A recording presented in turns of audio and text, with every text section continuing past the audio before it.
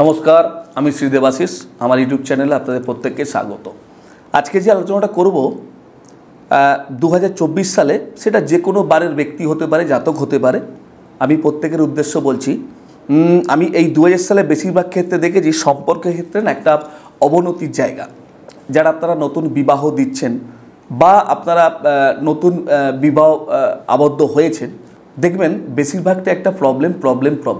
তো অনেকেই ভাবছেন, দাদা আমি তো সাপোজ এক্সাম্পল যে জানুয়ারি মাসে আমি তো বিয়ে করেছি, আমার যেন তখন থাকতেই একটা প্রবলেম আমার শুরু হয়ে গেছে, কি করব ভেবে উঠতে পারছি না। বা আবার দেখবেন যারা সম্পর্কের সঙ্গে ধরুন দীর্ঘদিন একটা সম্পর্কে আছে, এই যুক্ত হতে যাবেন, ধরুন আর কয়েক মাস পরে হয়তো আপনারা বিবাহে আবদ্ধ হবেন, দেখছেন যেন আমাদের ঠিক সেই মনের মিলটা আর নেই। আমি তাদের উদ্দেশ্য বলবো, খুব সাবধান।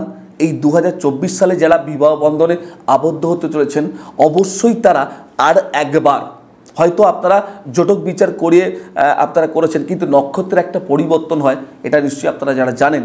আমি তাদের উদ্দেশ্য বলবো, আপনারা অবশ্যই আর একবার এই জন্ম তারিখটা নিয়ে প্রতিকার করেন। কারণ দেখুন, আমার কথা শুনলে যদি আপনার ভালো হয়, আমার কথা শুনলে যদি আপনার জীবনটা সুন্দর হয়, সেটা কিন্তু আপনাদের জন্য ভালো।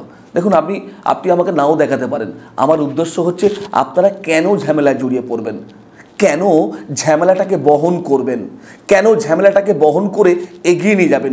কারো আর একটা বলি, কেন আপনি ঝামেলাটাকে যেটা আসতে চলেছে, কেন সেটা সঙ্গে বহন করবেন, তাকে বাদ দিন না। সুতরাং 2024 সালে যারা বিবাহ বন্ধনে আবদ্ধ হয়েছেন বা হতে চলেছেন, তাদের দুজনের উদ্দেশ্য বলছি, আপনারা অবশ্যই কিন্তু এই জিনিসটাকে প্রতিকার করান।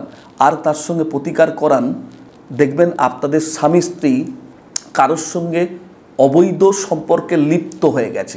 কি বললাম? স্বামী স্ত্রী অবৈধ সম্পর্কে লিপ্ত হয়ে গেছে। আমি তাদের উদ্দেশ্য বলছি, এটা তাদের উদ্দেশ্য আবার খুব ভালো দিক, জানেন তো, অল্প কিছুর বিনিময়ে। কারণ 2024 সালটা এদের জন্য একটা সুখবর বয়ে আনছে, যে এরা বেশি বলে না, আমি অনেক কিছু পরিশ্রম করেও খুব একটা ফল পাই না, বাট দেখছি যে অল্প পরিশ্রম করে বিরাট কিছু করে ফেলেছে।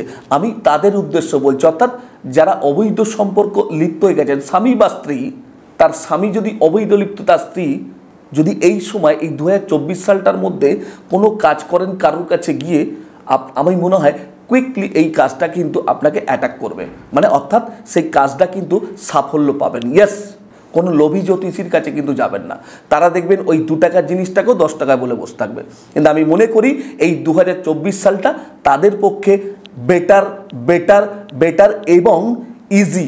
অনেক দিন ধরে দেখবেন অবৈধ সম্পর্কে লিপ্ত হয়ে গেছেন, এতদিন ধরে কিছু করে উঠতে পারেননি, অনেক জায়গায় গেছেন, অনেক কিছু করিয়েছেন।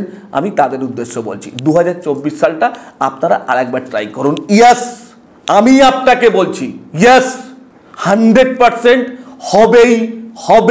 হবেই। যদি কোনো জ্যোতিষ ভাই আমার জানে এই 2024 সালটা নিয়ে কেন বলছি, কি কারণে বলছি, সেটা প্রেমিক প্রেমিকার ক্ষেত্রেও কিন্তু হতে পারে। স্বামী স্ত্রী, মানে এরা ধরুন প্রেমিক অবৈধ, মানে কি প্রেমিক প্রেমিকা আর একজনের সঙ্গে দেখবেন লিভ অ্যাফেয়ার্সে যুক্ত আছে, আবার এর সঙ্গে যুক্ত হয়ে গেল। সুতরাং তাদের ক্ষেত্রে বলছি, আপনারা কোনো একজন ভালো তান্ত্রিক বা জ্যোতিষ ভাইয়ের সঙ্গে যোগাযোগ করুন। এই 2024 সালটা আপনার পক্ষে আমি বলবো ইজি, এবং এই রোগগুলো কিন্তু সেরে যাবে। যদি আমার কথা ভালো লেগে থাকে অবশ্যই কিন্তু লাইক করুন, আর আমার এই কথাটা শুনবেন কিন্তু, আর সঙ্গে কমেন্ট করতে ভুলবেন না, আর সাবস্ক্রাইব কিন্তু অবশ্যই করবেন, আর যদি পারেন বেল আইকনটা প্রেস করতে ভুলবেন না। আজকের মতো আমাকে বিদায় দিন। প্রত্যেকে ভালো থাকুন, সুখে থাকুন, শান্তিতে থাকুন, তার মার কাছে এই প্রার্থনা করি। নমস্কার।